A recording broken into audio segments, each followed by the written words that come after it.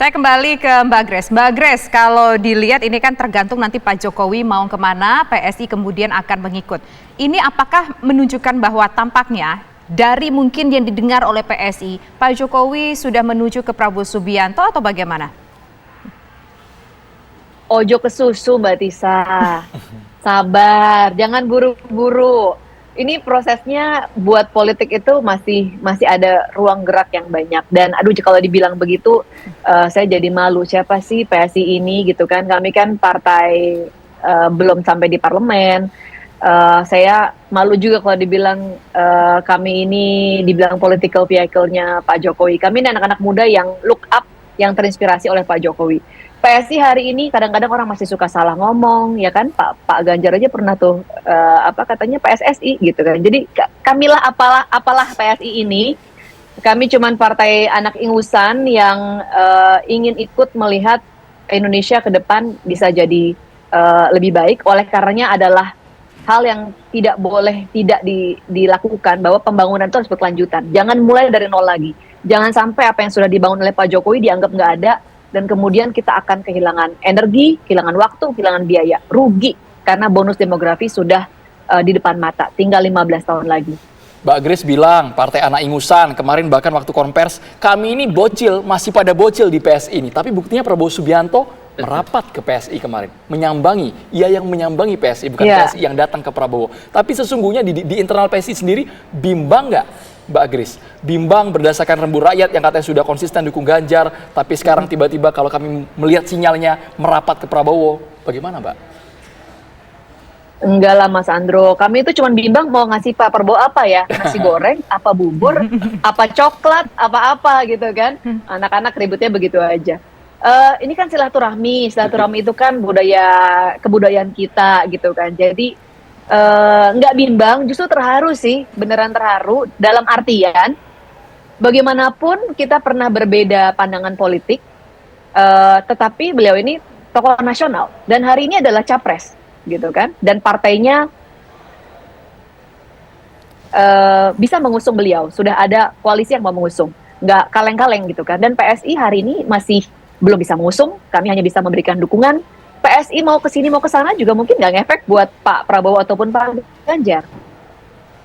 Tapi hari kemarin Pak Prabowo mau datang. Beliau yang mendatangi kantor bocil-bocil ingusan ini yang suka salah disebut sebagai PSSI. Kami tuh ya ada terharunya gitu, Mas Andro dan juga Mbak Tisa. Oke, baik. Nah sekarang saya ingin kembali ke Mas Burhan. Mas Burhan, dari tadi kan Mbak Grace ini merendah ya, down to earth banget. Kami ini anak ingusan gitu kan, bocil gitu. Kemarin ketika berbicara dengan Pak Prabowo juga seperti itu. Tapi kalau kita lihat nih ya, sebetulnya posisi PSSI dalam kontestasi, PSSI lagi ya, gara-gara ngomong tadi ya, gara-gara posisi PSI ini di Pilpres 2024 ini sekuat apa, walaupun ngerasa ya bahasanya di sini kita ngeliat merendahkan diri sendiri gitu. Ya begini, Tisa ini grogi juga nih ketemu sama seniornya.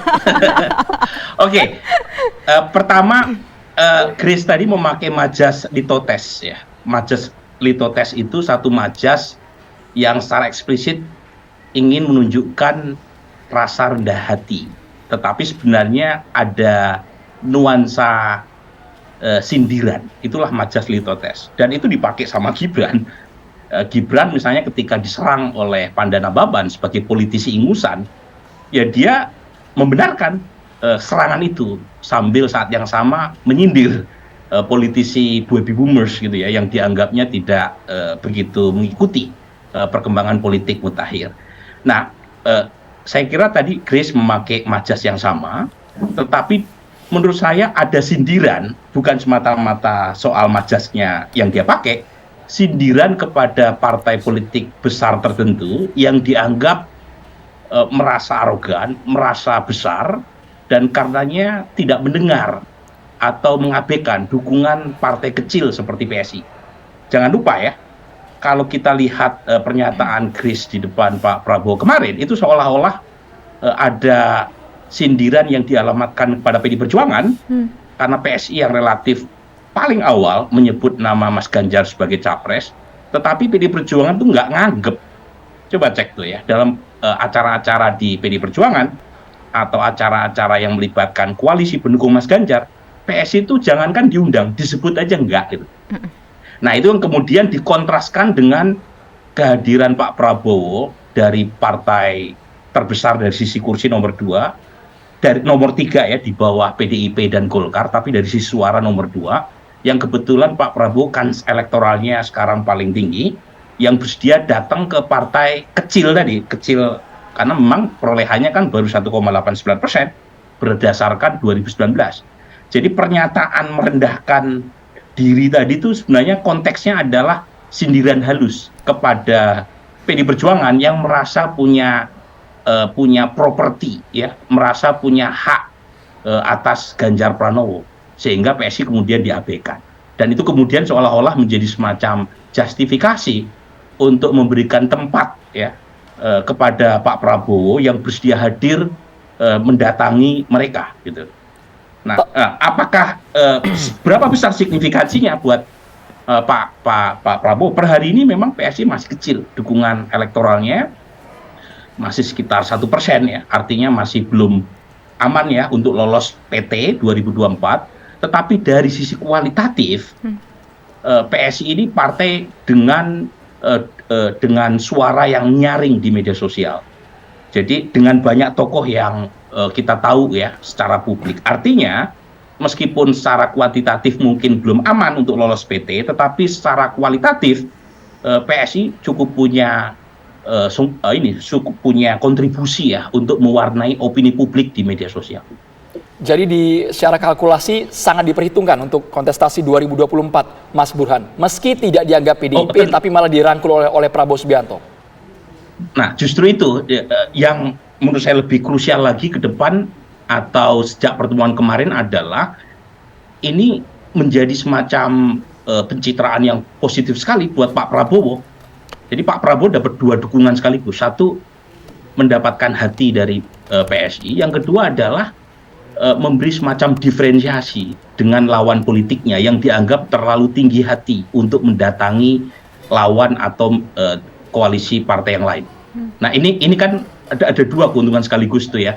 Dan yang terakhir tentu PSI meskipun dari sisi suara kecil ya dan merendah untuk tidak menyebut sebagai political vehicle Pak Jokowi, tetapi track record PSI memang sangat tegak lurus sama Jokowi. Jadi ketika PSI bisa menerima kehadiran Pak Prabowo itu semacam sinyal bahwa Pak Jokowi memang arahnya atau lirikan matanya makin ke Pak Prabowo. Jadi ada 3 keuntungan sekaligus yang diperoleh oleh Pak Prabowo. Sekarang pertanyaannya, apa keuntungan buat PSI ketika menerima Pak Prabowo? Apakah jangan-jangan justru ada sebagian basisnya yang kemudian merasa tidak terwakili oleh kehadiran Pak Prabowo, karena saya lihat per hari ini banyak sekali kan kawan-kawan basis atau pendukung simpatisan PSI yang masih belum menerima kehadiran Pak Prabowo. Jadi bagaimanapun PSI juga harus mencari insentif secara elektoral kalau misalnya ujungnya tondo-tondonya tadi akan berlabuh kepada Pak Prabowo.